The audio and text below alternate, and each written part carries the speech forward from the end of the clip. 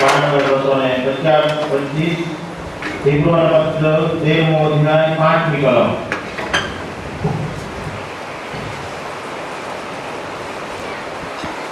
ખ્રિસ્તી કુટુંબ સપ્તાહની શરૂઆત આપણે કરી રહ્યા છે ને જે મુદ્રાવી છે નમ્ર લોકો દેશનું વતન પામશે અને પુષ્કળ શાંતિમાં તેઓ આનંદ કરશે.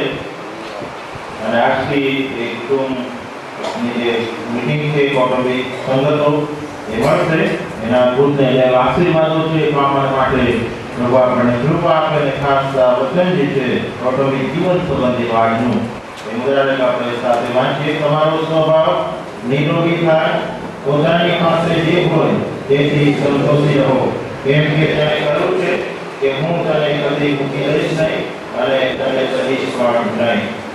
મહિલા સંગઠનની આગેવાનીમાં જે આ સપ્તાહની ઉજવણી થાય એમાં આપણે ખાસ શુભેચ્છા પાઠવીએ છીએ કે પ્રભુ આ ખ્રિસ્તી કુટુંબ સપ્તાહની ઉજવણીને આશીર્વાદિત કરે અને મંડળીના કુટુંબો પ્રભુમાં વધારે મજબૂત થાય, જે સંબંધો છે એમાં વધારે મજબૂત થાય અને પ્રાર્થનામાં આપણે જોડાય પ્રાર્થના કરીએ. અમારા ઈશ્વર, અમે આભાર માનીએ છીએ આ સમયે તમારા વચનો માટે અને સાથે ખ્રિસ્તી મહિલા સંગઠનની સેવા માટે અને ખ્રિસ્તી કુટુંબ સપ્તાહની ઉજવણી એની આગેવાનીમાં આજથી શરૂ થઈ રહી છે ત્યારે પ્રભુ અમે તમારી કૃપા માંગીએ છીએ કે આ સંગઠનોના રાખી મૂકેલા આશીર્વાદોથી અમને ભરપૂર કરજો અને આ મીટિંગો દ્વારા અમારી સાથે તમે વાત અને વ્યવહાર કરજો અને અમારા પારિવારિક જે જુદા સંબંધો છે એની મજબૂતાઈ થાય એ માટે તમે કૃપા કરો. આજે આ ભક્તિ સભામાં જે વચન અમે શીખવા માંગીએ છીએ એમાં પણ પ્રભુ તમે અમને કૃપા આપો. પ્રભુ ઈસુ ને અમારી પ્રાર્થના સાંભળો અને માન્ય કરો. આમેન. કૌટુંબિક જીવનમાં સુખી થવા માટે જે મહત્વની બાબતો જરૂરી છે એના તરફ હું ધ્યાન કેન્દ્રિત કરવા માંગુ છું. કૌટુંબિક જીવનમાં ક્યારે આપણે સાચા અર્થમાં સુખી બની શકીએ? અગાઉ ઘણા બધા સમયથી શિક્ષણ આપવામાં આવે છે, પણ વચ્ચે વચ્ચે જુદા જુદા સંઘની ઉજવણી થાય અને જુદા જુદા વક્તાઓ આવે અને એ વિષયમાં ફેરફાર થાય છે. પણ જે શિક્ષણ છે એમાં અગાઉ જે કહેવામાં આવ્યું હતું કે આપણે ધનવાન તો બન્યા અને પ્રભુ ઈચ્છા રાખે છે કે આપણે ધનવાન બનીએ, પણ એટલું પૂરતું નથી કે ધનવાન બન્યા એટલે સુખી થઈ ગયા. પણ સુખ સાચા અર્થમાં બધું જ હોવા છતાં સુખ છે આપણા જીવનમાં, શાંતિ છે. અહીંયા લખવામાં આવ્યું છે પુષ્કળ શાંતિ અને તેઓ આનંદ કરશે. સુખ, શાંતિ અને આભારની આપણા પરિવારમાં ક્યારે મળે? તો હું નવું ફ્રીજ લાવું એટલે મને શાંતિ મળી જાય, હૃદયમાં ઠંડક થઈ જાય. ઠંડુ પાણી પીવાથી તાકાત તો મળે છે, વાંધો નથી આવતો, પણ હૃદયની શાંતિ એ ઠંડુ પાણી નથી આપતું. અને એની સાથે એસી હું લાવું અને ઘરમાં ઠંડક થઈ જાય અને મીઠી નિંદ્રા મને મળી જાય. નીચેના ઘરે મેં ગયા હતા અને બહુ સુંદર ઘર છે જેમાં જુલે સાહેબે પ્રાર્થના કરાવી હતી કે ઘરના વાળાઓ ઘરે આવે અને રાત્રે મીઠી નિંદ્રા આપવામાં. ઘણા લોકો પાસે સુંદર બેડ છે, એમાં સુંદર ચાદર છે, બેડશીટ, તકિયા, ગાદલા, કલર પાછો બેડરૂમનો અલગ હોય છે બંગલાઓ એવો. તેમ છતાં લોકોને ગોળી લેવી પડે છે. તમે આ બાજુનું દ્વાર રાખો એટલે આ ઘરમાં શાંતિ આવે અને પેલી બાજુનું ઘર પેલું રાખો દરવાજો એટલે તમને આ મળે. બધી જાત જાતની ફિલોસોફી છે, વિચારધારા છે. પણ આપણે સાચા અર્થમાં ક્યારે સુખ માણી શકીએ કૌટુંબિક જીવનમાં? આ બહુ મહત્વનો વિષય છે. એમાં 3 પ્રકારની બાબતો આપણને એ સુખ માણતા રોકે છે. સુખી થતા એ બાબત સંબંધી આપણે વિચારીશું. પણ ઉત્પત્તિ 2 અધ્યાય અને 18મી કલમમાં ઈશ્વરે જે મહત્વની વ્યવસ્થા પારિવારિક જીવનની કરી છે એ અને આશીર્વાદ પ્રભુએ આપણને આપ્યો છે. અને એમાં પ્રભુએ જે કહ્યું કે યહોવાને એ કહ્યું કે માણસ સાચો રહે તે સારું નથી, હું તેને યોગ્ય એવી સહાયકારી સૃજાવીશ. અને પારિવારિક જીવનની જે વ્યવસ્થા, સંબંધોની વ્યવસ્થા ઈશ્વર તરફથી માનવ સમાજને આપવામાં આવી છે. જો તમે સંબંધોની સ્થાપના ઈશ્વરે ના કરી હોત અને એમના માણસો આ પૃથ્વી પર ઉત્પન્ન કર્યા હોત તો શું થાય? સંબંધો ના હોત અને એમના માણસો ઉત્પન્ન કર્યા હોત, એ ઢગલાબંધ હજારો અને કરોડો, તો શું થાય? સંબંધો હોવા છતાં પણ અત્યારે મુશ્કેલી પડી રહી છે. સંબંધ હોવા છતાં સંબંધ નથી એવું લાગે છે. આ તો ટ્રાફિક નિયમ ના હોય અને બે કાબુ થયેલો ટ્રાફિક એના જેવું થાય, જેને જેમ ફાવે એમ જીવે અને વ્યવહાર કરે. નિયમ હોવા છતાં, સંબંધો હોવા છતાં પણ માણસ કાબુ બહાર, સંબંધની બહાર જઈને વર્તન કરી રહ્યો છે. તો સંબંધની ભેટ જો ઈશ્વરે ના આપી હોત તો માનવ સમાજનું શું થાત? સંબંધ હોવા છતાં પણ ગીત ગવાય છે, કોઈ કોઈનું નથી રે, કોઈ કોઈનું નથી. સંબંધ હોવા છતાં જો સંબંધ ના હોત તો વાત જ કંઈક અલગ હોત. અને માટે સંબંધનું જે મૂલ્ય, સંબંધની જે ભેટ પ્રભુએ આપણને આપી છે એ સર્વશ્રેષ્ઠ ભેટ છે. જુદા જુદા સંબંધો છે. ઈશ્વર સાથેનો માણસનો સંબંધ અદ્ભુત ને અજયવાસી, પતિ અને પત્નીનો સંબંધ સર્વશ્રેષ્ઠ સંબંધ, માતા પિતા અને બાળકોનો સંબંધ, ભાઈ બહેન સગા, બીજી બધી મૂડી ના હોય પણ સંબંધોની જે મૂડી હશે ને તો એ સૌથી મોટો આશીર્વાદ. પણ બધું હોવા છતાં જો સંબંધ નથી તો કઈ નહીં.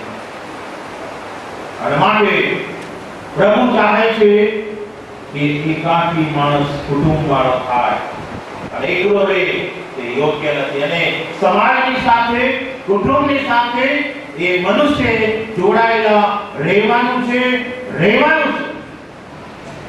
અને સંબંધોને માટે ત્રણ શબ્દો અગત્યના: સમજદારી, વફાદારી અને જવાબદારી. જ્યારે ઈશ્વર આપણને સંબંધોમાં જોડે છે ત્યારે એ સંબંધોમાં સમજદારી જરૂરી છે. એકબીજાને સમજવાની વાત અને વફાદારી. પાલતુ પ્રાણી પણ માણસ કરતા પણ વિશેષ વફાદાર હોય છે. પાલતુ પ્રાણી અને તમે અને હું તો ઈશ્વરનું શ્રેષ્ઠ સર્જન છે. બહુ વફાદાર હોય છે પ્રાણી. અને એ વફાદાર અને ત્યારબાદ જવાબદાર. દીકરીને અર્પણ કરવામાં આવી, માતૃત્વ કરવામાં ઈચ્છાઓ થાય કે મારા ઘરમાં બાળક આવે, બાળક તો પ્રભુ આપે ત્યારે જવાબદારી આપે. એ જવાબદારીમાંથી આપણે છટકી શકતા નથી. અને માટે સંબંધો જે છે વ્યક્તિગત કુટુંબ સત્તામાં જે ઈશ્વર સાથેનો કુટુંબનો સંબંધ અને ત્યારબાદ પતિનો પત્ની સાથેનો સંબંધ, પત્નીનો પતિ સાથેનો સંબંધ અને ભાઈનો સંબંધ, બહેનનો સંબંધ અને મા-બાપના બાળકો સાથેના સંબંધો અને બાળકોના મા-બાપ સાથેના સંબંધો. આ શિક્ષણ આખા અઠવાડિયામાં આપવામાં આવશે. બહુ મહત્વના વિષયો છે. અને આજે ખ્રિસ્તી મંડળી, ખ્રિસ્તી કુટુંબ જે સંઘર્ષ કરી રહ્યું છે તે આ જ બાબત. સંબંધોમાં પડેલી મુશ્કેલી, સંબંધો મજબૂત થવાને બદલે તૂટતા અને ઘટતા જાય છે. સંબંધો ઘટતા જાય છે. અગાઉ પણ મેં કહ્યું હતું કે પહેલાનો જે આમંત્રણ પત્રિકા હતી એમાં તો બહુ બધા કુટુંબોનો સમાવેશ થતો હતો. હવે તો દાદા દાદીની નો એન્ટ્રી. દાદા દાદીને એન્ટ્રી નહીં. અને કાલ ઉઠી એમ થશે કે એ દીકરો કે દીકરી પોતાનું એકલાનું નામ લખે. મારી બર્થડે છે ને આવજો, નિમંત્રણ એવું અને ઉજવણી કરનારો છું, તમે જોજો. અને બે કોણ પાડી રહ્યું છે? કોણ પાડી રહ્યું? આપણે પોતે. કોઈ આપણને કેવા આવે છે? ઉલટા નામ નથી લખતા તો લોકો દુખી જાય છે, પણ કેવા કોને જાય? કેવા કોને જાય? ઘણા સગાઓને બોલાવીએ છીએ આપણે, પણ કેટલાક સગાઓની નોંધ રહી જાય છે, ફૂલ આપવાનું રહી જાય છે. બહુ અઘરું પડે સંબંધો અને જાળવવા અને એને મજબૂત કરવા.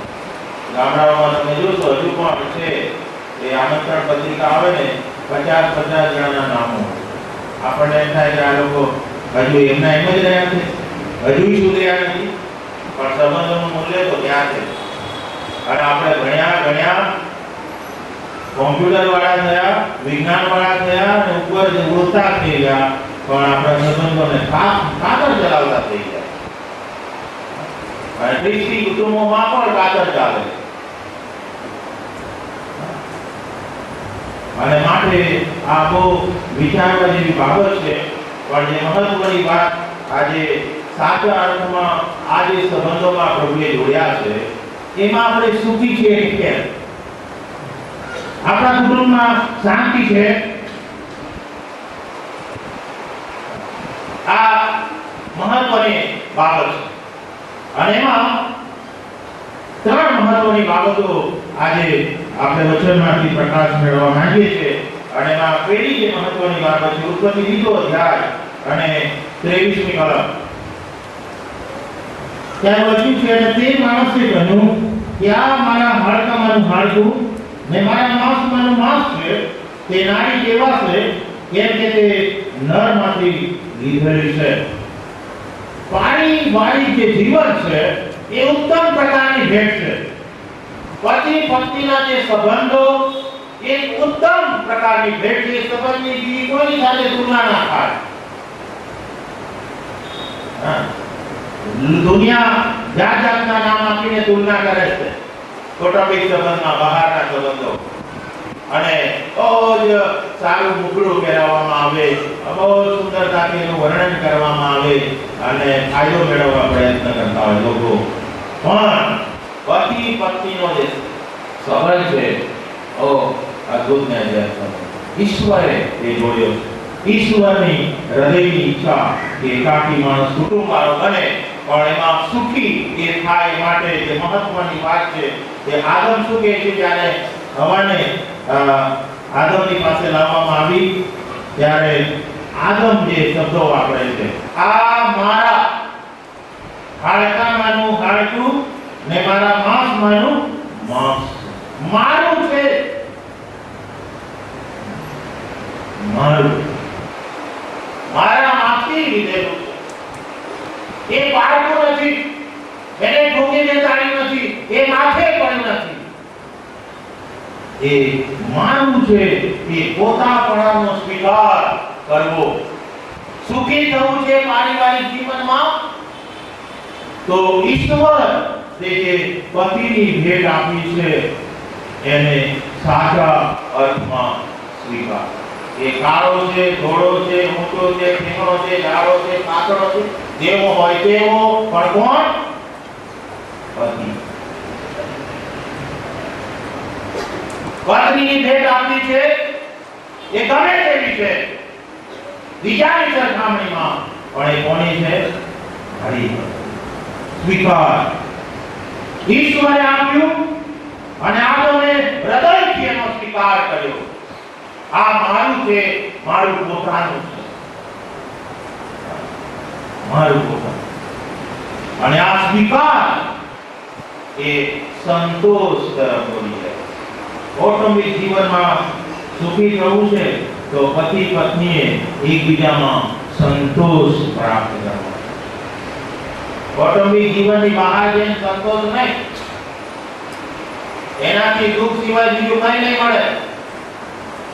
અને કેટલા એવા જીવે છે કોઈ ધારા ધોરણ નહીં, મને કોઈ રોકવાનું નહીં. પત્ની દુઃખી થતી હોય કે પતિ દુખી થતો હોય તો થાય, મારે કોઈ લેવા દેવા નહીં. મા બાપ દુખી થાય, બાળકો દુખી થાય, બીજા દુખી થાય, એને જે થવું હોય તે થાય, મને સુખ મળે છે ના, એમાં કદી સુખ સમાયેલું નથી, નથી અને નથી. એ નાશના માર્ગ તરફ દોરી જતો રસ્તો. એકવાર પ્રભુએ આપણને જોડ્યા એટલે પૂરું થઈ ગયું સાહેબ. દુનિયાની બહાર લગ્ન સંબંધમાં જે મળ્યું એની બહાર ઘણું બધું સારું હશે, પણ હવે એ મારું નથી, મારું નથી. જે મને મળ્યું એમાં મારે સંતોષ વ્યક્ત કરવાનો. સંતોષ પતિએ પત્નીમાં અને પત્નીએ પતિમાં. આજે કેટલા બધા કુટુંબો દુઃખી છે એનું કારણ અસંતોષ છે. શરૂઆતમાં સંતોષ હોય છે પણ ક્રમશઃ વર્ષો જતા અસંતોષ ઉભો થાય છે. અને માટે જે મહત્વની બાબત પ્રભુના વચનમાં કહેવામાં આવી છે નિર્ગમન 20:14 કે તું વ્યભિચાર ન કર. જો આપણે સંતોષી છીએ એકબીજામાં તો લગ્ન બહારના સંબંધોને કોઈ સ્થાન નથી, કોઈ સ્થાન નથી. અને એની સાથે જ્યારે એકબીજાને સંતોષ આપવાની વાત આવે છે ને ત્યારે એ એક તરફી હોતું નથી. પતિની પણ જવાબદારી એટલી જ હોય છે અને પત્નીની પણ એટલી જ જવાબદારી હોય છે. એ જાતીયતાના જીવનની વાત હોય કે પછી કૌટુંબિક જવાબદારીની વાત હોય, કાળજી લેવાની વાત હોય, સંભાળ લેવાની વાત હોય, સેવા કરવાની વાત હોય, એ બંને પક્ષે એટલી જ છે.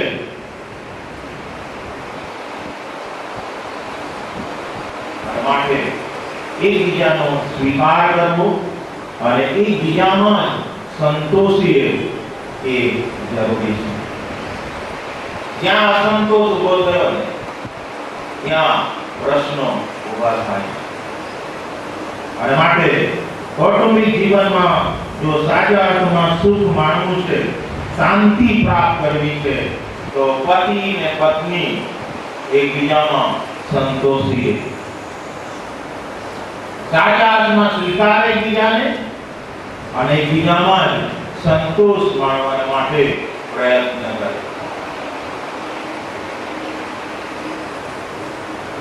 આ સૌથી મોટી વાત. જો અસંતોષ ઉભો થયો તો ત્યાં પ્રશ્નો અને અશાંતિનો પ્રવેશ જરૂર. અને માટે પ્રભુ ચાહે છે કે આપણે આપણા પારિવારિક જીવનમાં સુખી અને શાંતિ પ્રાપ્ત થાય. સ્વીકાર હશે, સંતોષ હશે તો મીઠી નિદ્રા પણ, નહીં તો ઘણી બધી તકલીફ. અને માટે જે માધવે સ્વીકાર કર્યો મારું છે એ રીતે સ્વીકાર કરવો એ હાલતમાં એ હાલત નથી, એ પવિત્ર અવસ્થા હતી. પણ તમે જોશો આદમે ભલે આક્ષેપ કર્યો કે એણે મને ખવડાવ્યું પાપ કર્યા પછી, પણ આદમ પોતે પણ ખાય છે. આદમ પોતે પણ એ ફળ ખાય છે. હવાના દુઃખમાં સાચા અર્થમાં ભાગીદાર બનવું, એકબીજાના સુખ દુઃખમાં ભાગીદાર બનવું, પાપી અવસ્થામાં એકબીજાનો સ્વીકાર કરવો એ બહુ અઘરો છે. લગ્ન જીવનમાં શરૂઆત બધા સ્વીકારે, પ્રેમથી સ્વીકારે, કોઈ ભૂલ માલુમ પડતી નથી. પણ જેમ જેમ ક્રમશઃ સમય વીતતો જાય છે એમ એમ ભૂલો દેખાતી જાય છે અને સારા પણ ઢંકાતું અને ઢંકાતું જાય. અને એ ના બને એ માટે બહુ મહત્વની બાબત છે કે આપણે એકબીજાને સ્વીકારી અને એકબીજામાં સંતોષ પ્રાપ્ત કરીએ. આ કૌટુંબિક જીવનમાં બહુ મહત્વની બાબત છે. એકબીજામાં સંતોષ પ્રાપ્ત કરો. બીજી જે મહત્વની વાત છે તે હિબ્રુઓનો પત્ર 13મો અધ્યાય અને 5મી કલમમાં લખવામાં આવી છે, તમારો સ્વભાવ નિર્લોભી થાય, પોતાની પાસે જે હોય તેથી સંતોષી રહો, કેમ કે તેણે કહ્યું છે કે હું તને કદી મૂકી દઈશ નહીં અને તને ત્યજીશ પણ નહીં. તમારો સ્વભાવ નિર્લોભી થાય એટલે કે જે મિલકત આપણને મળી છે, જે આપણને પગાર મળે છે, જે આવક પ્રાપ્ત થાય છે, એમાં આપણે સંતોષી રહીએ. આ બહુ મહત્વની વાત છે. કૌટુંબિક જીવનમાં જ્યાં અસંતોષ ઉગાડાય છે ત્યાં બીજી બાબત મિલકત. શાંતિ હણાઈ જાય છે, સુખ હણાઈ જાય છે, એમાં બીજું કારણ છે મિલકત.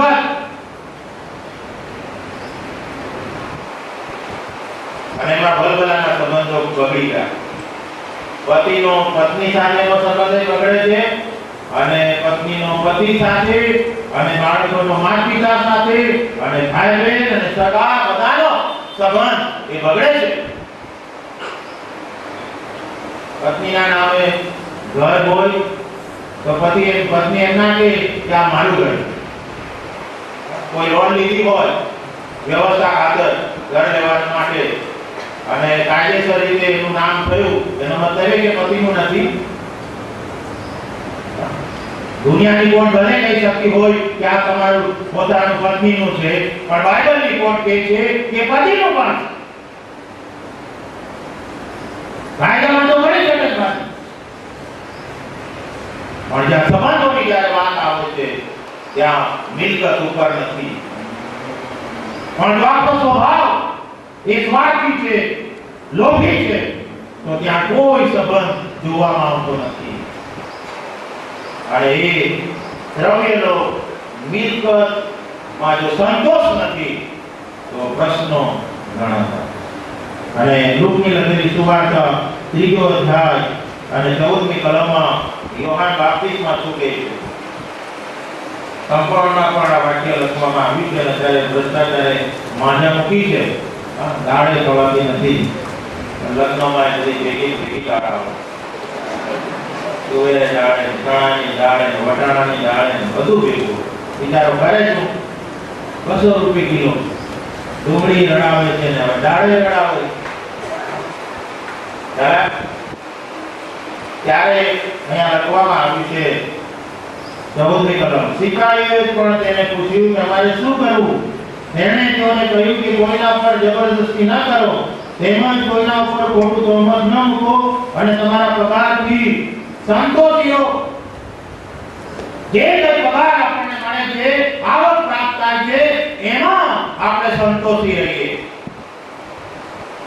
સુખી રહેવું છે, શાંતિ પ્રાપ્ત કરવી છે તો સંતોષ રાખો.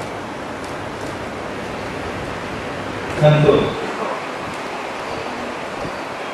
અને એ મિલકતમાં જો સંતોષ છે ને તો બધું આવી. અને માટે નિયમન 20 અને 17 માં લખ્યું કે તું લોભ ન રાખ. આપણે સુખી બનીએ, આપણે શાંતિમય જીવન જીવીએ, એ માટે આ આજ્ઞા આપણને આપવામાં આવી કે તું લોભ ન રાખ. તારી પાસે જે છે ને એમાં તું સંતોષી. બીજો કાર લાવ્યો એટલે હું કાર લાવ્યો, મારી પાસે શક્તિ છે, ગમે તે ભોગે લાવું, ચાલો લોન લઈને પણ લાવ, પણ પેટ્રોલ પુરાવાના 1000 રૂપિયા બીજા પાસે માંગુ તો મને શું કહે? ગાંડો.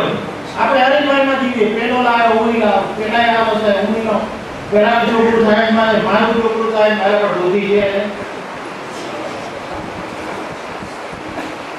એ હેબ્રોનમાં પણ હવે મારે હેબ્રોનમાં એ સેવણમાં જે મારો એ સેવણ મારા પણ તૂટી બસે રવા દે તકે મંડી આવે છે ભાઈ, મંડી આવે છે કે શું વાંધો? એ દવાખાનાની વાત પેલો કોર્પોરેટર દાખલો આપે તો ફી માફ થાય છે.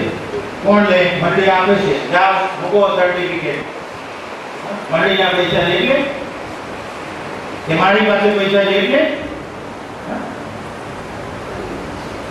નહીં, મારાથી જે શક્તિ છે ને એટલી જ મારે ભક્તિ, એટલી જ આદર,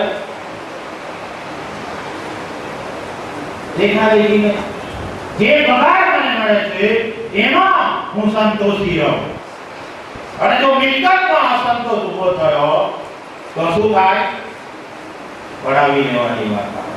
ત્યાં છેતરપિંડી, કપટ બધું આવે. પછી કાયદામાં શોધે, વકીલને મળે, ઓ જુઓ કઈ છે પકડાયું. એક એવી કલમ મળે ને મળે સાહેબ, એક એવી કલમ તો મળે ને મળે. અને પછી એ બાઇબલને ભૂલી જાય. બાઇબલમાં એવું લખ્યું ના એ તો કઈ દેવાય આને થાય તો, કારણ કે મારે એક ઘર લઈ લેવું છે,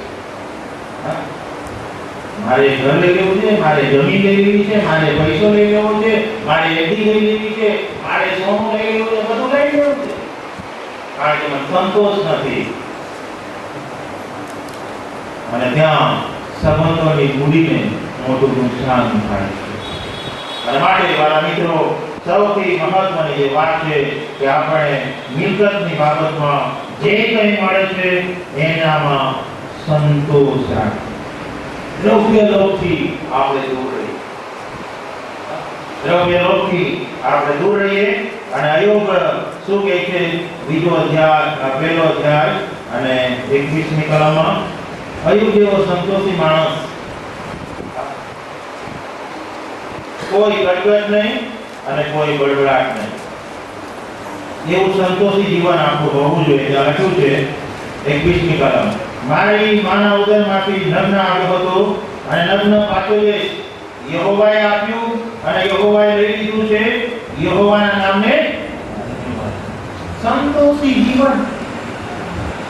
જ્યારે દુષ્કાળ આવ્યું ત્યારે પણ પ્રભુનો આભાર, અને જ્યારે બધું લઈ લેવામાં આવ્યું ત્યારે પણ પ્રભુનો આભાર અને પ્રભુના નામને ધન્યવાદ. કોઈ કલકત નહીં. પ્રભુ મને જીવાડશે, પ્રભુ પરનો ભરોસો, આભાર. રોજની રોટલી આજ મને આપ. ભલે બેંકમાં મારા કરોડ છે પ્રભુ, ભલે મારા ઘરમાં આખા વર્ષનું ભરેલું છે, એ દાળ કે પછી ઘઉં કે જે એના લીધે 200 રૂપિયાની નહીં છે. બાકી આપણે જોયું છે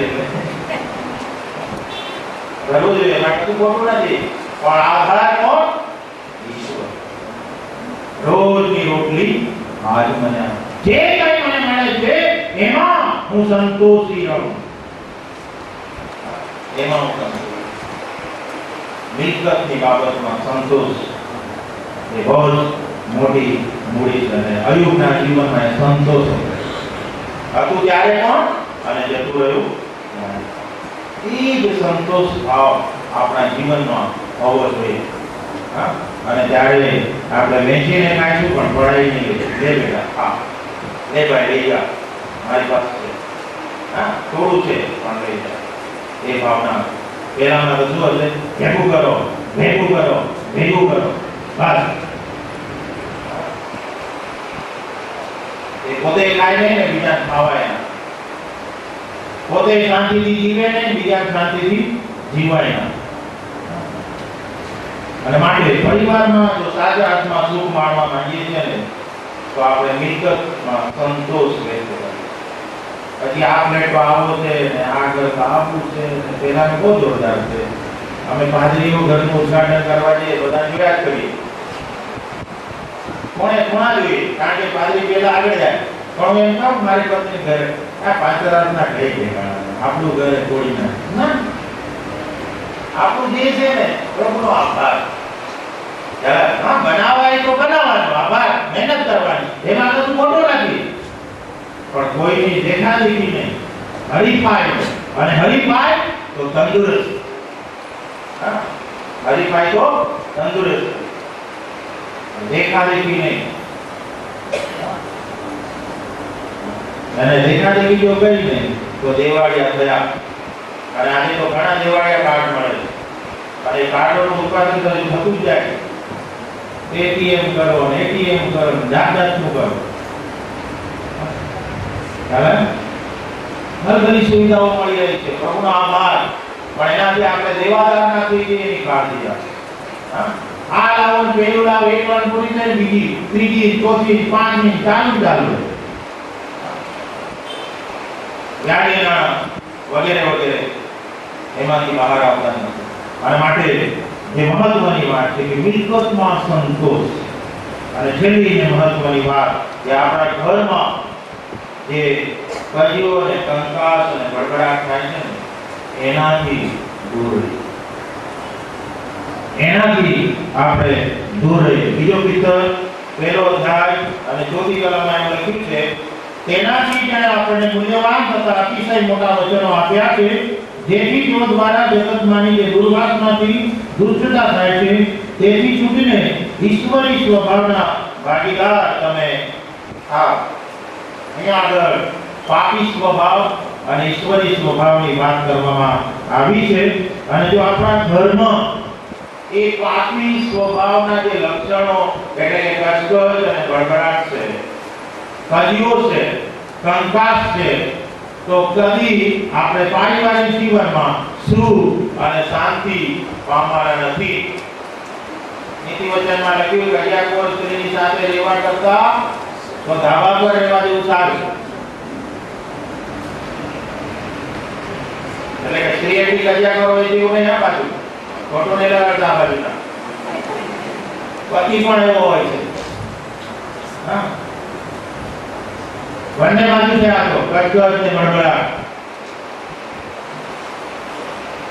કજીઓ અને કંકાસ, ગુસ્સો અને ખોટી આદતો એ આપણા પરિવારમાં શાંતિને સુખને છીનવી લે છે.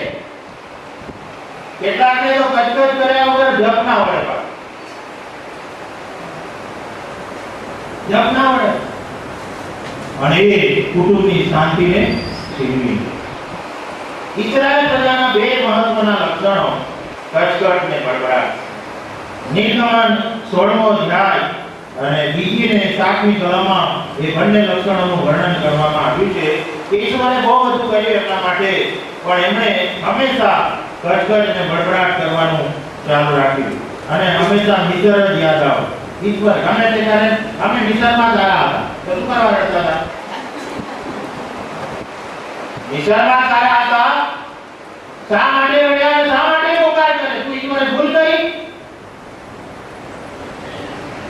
ત્યાં લખવામાં આવ્યું છે બીજી કલમ, અને ઇસ્રાએલ દૂતોની આખી જમાતે અરણ્યમાં મૂસા તથા હારૂનની વિરુદ્ધ કચકચ કરી. 7મી કલમ, અને સવારે તમે યહોવાનું ગૌરવ દેખશો, કેમ કે તેની વિરુદ્ધની તમારી કચકચ યહોવાએ સાંભળી છે, અને અમે તો સારે કામ છીએ કે તમે અમારી વિરુદ્ધ બળબડાટ કરો છો. કચકચ અને બળબડાટનું પાપ એ કુટુંબની, સમાજની શાંતિ અને સુખને ભણી લે છે. અને માટે આ પ્રકારની જે બાબતો છે એનાથી આપણા ઘરને દૂર રાખીએ. આ પ્રકારનો જે સ્વભાવ છે એમાંથી આપણે બહાર આવીએ, પ્રભુની પાસે કૃપા માંગીએ કે પ્રભુ, મારો ગુસ્સાવાળો સ્વભાવ છે, મારો કચકચનો સ્વભાવ છે, બળબડાટવાળો સ્વભાવ છે, કજિયાવાળો છે, એમાંથી મને છુટકારો આપો. તો પરિવારમાં શાંતિ. નહીં તો બિચારું બાળક ટેન્શન. બે જણા એવા ઝઘડે અને બાળક બિચારો પીછાયા કરે. જ્યાં કચકચ ને બળબડાટ છે ને ત્યાં શાંતિ નથી ને આરામ નથી. અને પછી એ વ્યક્તિ કચકચ કરે ને બીજાને ઘરમાં આવવાનું થોડું તકલીફ લાગે, મોડો જાવ કરે. એ રસ્તે ગલ્લા પર ઉભો રહે, ટાઈમ પાસ કરે, અને પછી સમય થાય જમવાનો ત્યારે પોતે ઊંઘી જાવ. કારણ કે એવું ગમતું નથી સાથે. પત્નીને કે પતિને કે બાળકને ઘરે આવવાનું મન થવું જોઈએ. ચાલ કામ પત્યું, ઘર બેઠો, જેટલો વેલો મારા ઘરે જાઓ એટલું સારું. એટલો એનો મતલબ નોકરી વેલી છોડી દેવાની એ બધું એવું નથી કહેવા માંગતો. કાકી સાહેબે કીધું તેમ, પણ ઘરે જવાનું મન થવું જોઈએ. જો કે પૃથ્વીનો ચહેરો હા અમે જે 5 સ્ટાર હોટલની સુવિધા ભોગવી પણ મને ઘર યાદ આવે, પણ આવે તો આવે, હું ઘરમાં તો આવ્યો પણ મને રહેવાનું મન થાય આ ઘરમાં. મારી પત્ની, મારા બાળકો, મારા મા બાપ બધા સાથે રહેવાનું મન થાય. એક બે દિવસ તો બહુ ગમે, પછી ધીમે ધીમે વોલ્ટેજ ઉતરી જાય. કેમ? કચકચ, બળબડાટ, ગુસ્સો, વ્યસન, મારામારી, ઝઘડો બધું હોય. નહીં મજા આવે. આ શેતાનને એમાં મજા આવે. શેતાનને એમાં મજા આવે છે. અને તમે જોશો 3 મોટા માણસો જે આ દુનિયામાં થઈ ગયા, ઘરમાં શાંતિ નહોતી, સુખ નહોતું. મેં પણ એકવાર ધ્યાન દોર્યું, ફ્રાન્સનો મહાન સમ્રાટ નેપોલિયનની પત્ની બહુ ઝઘડાળુ હતી, શંકાશીલ સ્વભાવની, અને એ પતિને બદનામ કરતી પડી. ત્યારબાદ અબ્રાહમ લિંકન ની પત્ની વિશે લખ્યું છે કે ફરિયાદ જ કર્યા કરે, તમે આમ છો, તમે તેમ. ઘણા એવું હો, ઈશ્વરને ફરિયાદ કરવાનો ને પતિને પત્નીને ઘણા બાળકોને ફરિયાદ જ કર્યા કરે, બાપા તમે આમ કરતા નથી, તમે તેમ કરતા નથી. અરે બાપા ઘણું કરે, રવાડે તું બાપા કહે તને છોડે દિવસે તારા છે. બાપા જેટલું તું હેરાન કરે એટલો તારો દીકરો બીજી હેરાન કરે. જો તો ખરો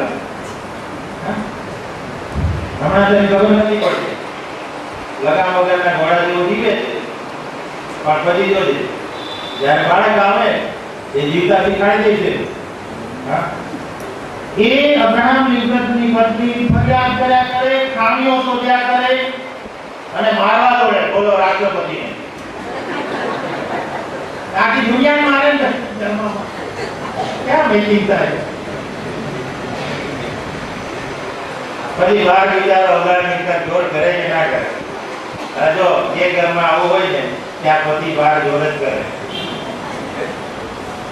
અને પત્નીનું પણ એવું છે, પત્ની બહાર જ જોર કરે. ઘરમાં ચાલે નહીં ને તો ક્યાં ચાલવાનું બધું. અને આપણા લોકો એવી બહાર બહુ ચાલે નહીં, ઓફિસમાં આપણે તો બહુ સારા, પણ મંડળીમાં બહુ ચલાવતી. ખરેખર આ તકલીફ વાળી વાત છે. ઘરમાં ના ચાલે તો બહાર ચલાવો. એટલે બહુ અઘરું છે, એવું નહીં. બરાબર? એટલે એ આખો રાસ્તો ચલાવતો હતો, બિચારો ઘર નહોતો ચલાવી ગણી શકે. પછી પ્રખ્યાત લેખક છે લિયો ટોય નામનો, એમની પત્ની હંમેશા એને ધમકી આપ્યા કરે, હું મરી જઈશ, હું મરી જઈશ, આપઘાત કરો. અને ઝઘડાળો હતો, ધમકી આપ્યા કરે મરી જાય. એટલે પતિ ટેન્શનમાં, યાર એનો ભરોસો નહીં, ક્યારે દવા પી લે, મરી જાય, મને પોલીસ સ્ટેશનમાં લઈ બહુ ગયું. અને કેટલાકને છે ને આવું બધું હથિયાર પડી જાય ને એટલે બારમાં રાખે, પતિ ગભરાઈ જાય, ક્યાં પોલીસ સ્ટેશનના ધક્કા ખાવા, એટલે બધી જીદ પૂરી થાય. પેલું બાળકને હથિયાર વાપરે છે, જીદ. એટલે મા બાપ કંટાળીને એમ કરે. એટલે ઘણા લોકો આવી રીતે લાભ ઉઠાવતા હોય છે, પણ આ બધી બાબતો સરવાળે શું કરે છે? પારિવારિક જીવનને દુઃખી કરે. પ્રભુ તો ચાહે છે સુખી થાવ, શાંતિથી ભરપૂર થાવ, આનંદી રહો, પણ ક્યારે એકબીજામાં સંતોષ હશે, મિલકતમાં સંતોષ હશે, અને આવા બધા જે પાપ છે એ દૂર થશે, ત્યારે આપણા ઘર સ્વર્ગ જેવા શાંતિથી ભરેલા. પ્રશ્નો અને મૂંઝવણો, મુશ્કેલીઓ મધ્ય પણ સાચી શાંતિ અને આરામ. કારણ કે તોફાનમાં પણ તું છે આશ્રય મારો. અને માટે પ્રભુ એ ચાહે છે કે આપણે સાચા અર્થમાં પારિવારિક જીવનમાં સુખી બનો. અને સુખી આ 3 બાબતો હોય ને ત્યારે તમે, નહીં તો બીજું બધું હશે આપણા ઘરમાં, કરોડનો બંગલો હશે, બધું બીજું બધું સુવિધા હશે, જરૂરી છે, પણ મતલબ વગરનો બની જાય. અને માટે પ્રભુ આ બાબતો સમજવા અને સ્વીકારવા અને વાત પ્રમાણે કરવા માટે આપણને કૃપા આપે કે ક્યાંક આપણા એ પારિવારિક જીવનમાં સુખ કે શાંતિ આવવાની નથી, તો આપણે બીજો ગીત 1 અને 4 પ્રમાણે આપણા પાપી સ્વભાવની કબૂલાત ઈશ્વરને આપણે કરીએ કે પ્રભુ તમારો દૈવી પવિત્ર સ્વભાવ અમને આપો. અને અમારામાં રહેલા પાપને તમે દૂર કરો, એ અસંતોષને તમે દૂર કરો, એ કચકચ, બડબડાટ, ફરિયાદ, ગુસ્સો, પ્રભુ કૃપા પ્રાર્થના. પ્રભુને આભારી છે આજના વચન માટે અને વચનના પ્રકાશન માટે અને અમારા પારિવારિક જીવન માટે. જે શિક્ષણ તમે અમને આપ્યું કે અમે સુખી અને સમૃદ્ધ અમારા પારિવારિક જીવનમાં બનીએ, અને માટે પ્રભુ અમે એકબીજામાં સંતોષી રહીએ અને એકબીજાને સંતોષ પમાડવાની અમારી જે જવાબદારી છે એ ગંભીરતાથી અમે અદા કરીએ. એ માટે પ્રભુ તમે કૃપા કરો. અમે વિગતમાં પણ સંતોષી રહીએ. અમારી જે કંઈ આવક અમને મળે છે એમાં અમે સંતોષી રહીએ. દેખાદેખી કે હરીફાઈમાં અમે ન પડીએ, એકબીજાનું પડાવી ના લઈએ. એ માટે તમે અમને કૃપા આપો. અને એની સાથે અમારા સ્વભાવમાં જો કચકચ અને બડબડાટ છે, ગુસ્સો છે, ઝઘડાળુ સ્વભાવ છે, શંકાશીલ સ્વભાવ છે, તો પ્રભુ તમે અમને કૃપા આપો કે આ પ્રકારના પાપ દ્વારા જે અશાંતિ પેદા થાય છે એ દૂર થાય અને મારા મન અને હૃદયમાં અને કુટુંબમાં શાંતિની સ્થાપના થાય.